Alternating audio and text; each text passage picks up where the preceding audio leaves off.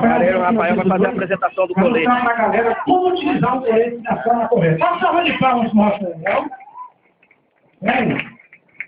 Salva de palmas e grito!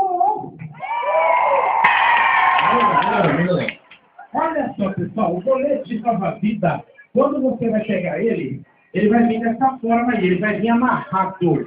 O que você vai fazer? Vai soltar as tiras que estiverem na frente, a laçada.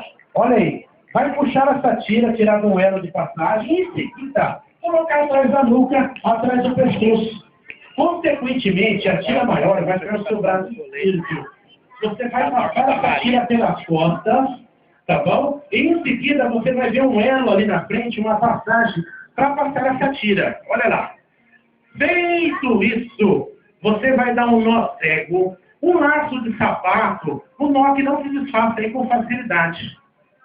Estou explicando devagar, mas na hora se vira no 30, hein? Estou brincando.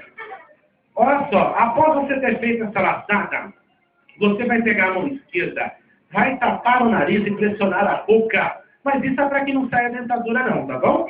E se para que vocês não aspirem água.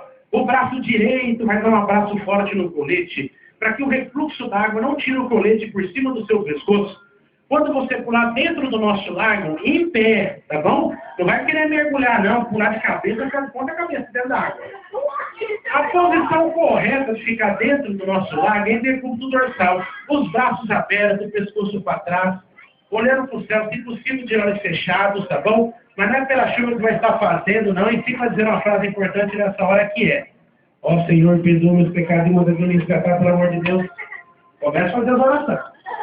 Feito isso, você pode ver que durante o dia, esse colete aí tem uma cor viva, uma cor forte, então de longe você vai ser visto. Mas à noite, pessoal, é um dilema e é um problema. Então você vai ver que no ombro esquerdo do colete salva-fita existe um apito. Esse apito é utilizado da seguinte forma: você pega esse apito, dá 3 apitos longos contínuos e espera. Dá mais 3 apitos longos contínuos e espera. Lembra do filme Titanic? Tá bom? Quem não assistiu, aproveita para assistir em 3D agora. Tá bom? Dá mais 3 apitos longos contínuos e espera. Até que no amanhecer do dia um pescador veja vocês e venha te resgatar. Olha que legal. Maria, vamos ver se ela explica para a galera. Olha aí. Uma salva de palmas ao Marinheiro pela apresentação. Você quer que ele pula na água para mostrar como é que é ou não? Então, se der tempo até o final do passeio, a gente afunda um pouquinho para ver se você já pegou. Quer ou não?